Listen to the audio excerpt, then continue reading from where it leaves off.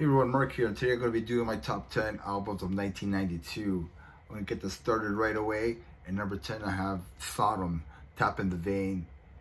This is their fifth studio album. These German thrashers made a killer album, death thrash. You could never go wrong with Sodom, so that's my number 10.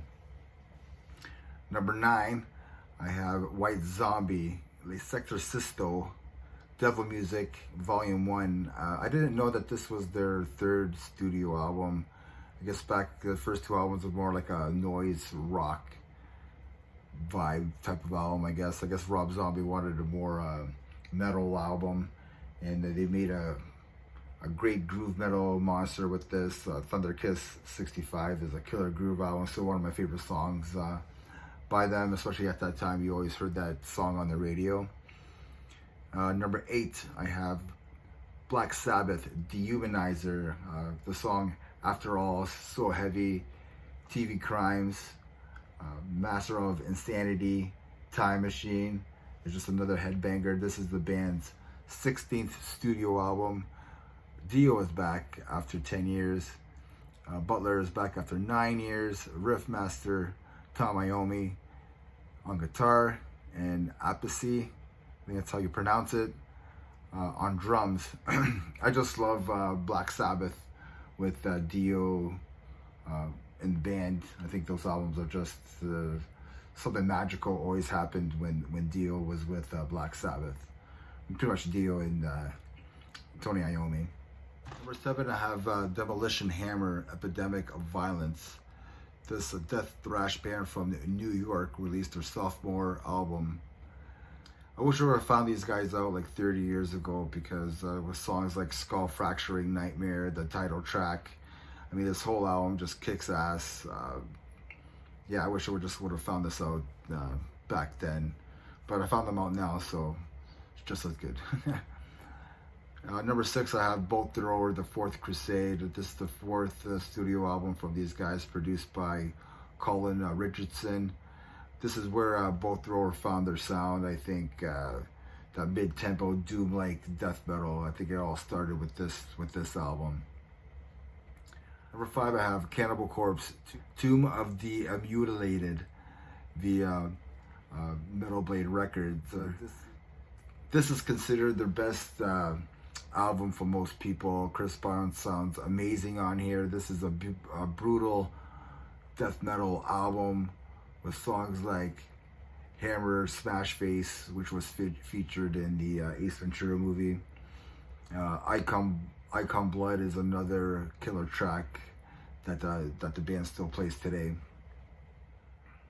Number 4, I have Faith No More, Angel Dust.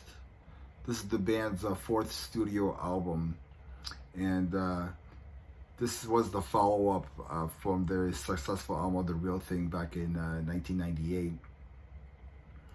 And Mike Payton was allowed to add his influence and his opinion to the songwriting on this album. And I mean, the results are just amazing.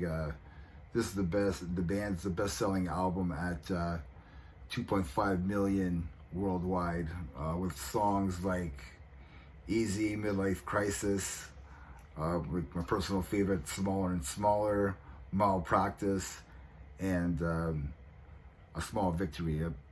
I think this whole album is just amazing. It's just a masterpiece of an album, and it just shows you Mike Payton's vocal range, and I think he's like a lot of people's favorite vocalist out there. So yeah, number 4, I have Faith No More, Angel Dust. Number 3, I have Megadeth, Countdown to Extinction. Dave Mustaine and Company, this is their 5th studio album with the classic lineup with The Other Dave, Marty Freeman, and Nick Menza. It's a more of commercial sounding album, but the songs are really catchy, and it's still heavy. It has a lot of groove in it, still keeps the thrash. The guitar playing is just amazing. The solo is even better by Dave and Marty. Symphony of Destruction is still one of my favorite songs out there. I think this whole album just kicks ass. So number 2, I went with Pantera, Vulgar Display of Power with Phil Anselmo, Dimebag, Vinny, and Rex. It's one of the best metal albums in my books. Terry Davis produced this album. This is Pantera's highest selling album. These guys helped keep metal alive in the 90s. They would bring death metal bands on tour with them, try to help them out as much as possible. I mean, those 4 albums with like Cowboys from Hell, Vulgar Display, Far Beyond Driven, and Southern Tranquil, like they're all home runs in my books. I also do enjoy Reinventing the Steel as well, but like yeah, but Pantera in the 90s really helped keep the metal scene alive. My number 1 album of 1992 is Allison Changes, Dirt. Did you know that Tom Araya from Slayer is on this album?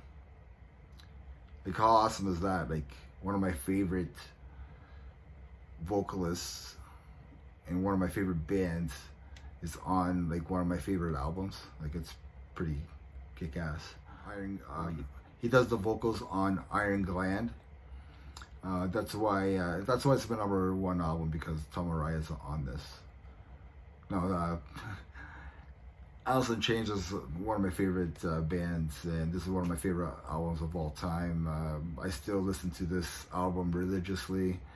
Them Bones to Wood. This whole album's amazing. With Jerry Cantrell, Len Staley, Mike Starr, and I can't remember the drummer's name right now, but it'll come back to me. Created a monster album.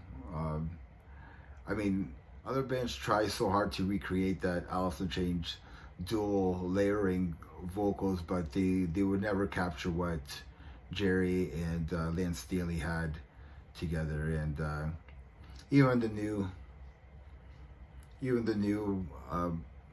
material and albums from Allison Changes now, it's just not the same of what Lance Staley brought to the table in my book. It's still good, but it's just not as good as this. So yeah, that's my top 10 albums of 1992. Please like, comment. If you haven't subscribed to my channel, please do so. And remember, everybody, metal never dies. Cheers.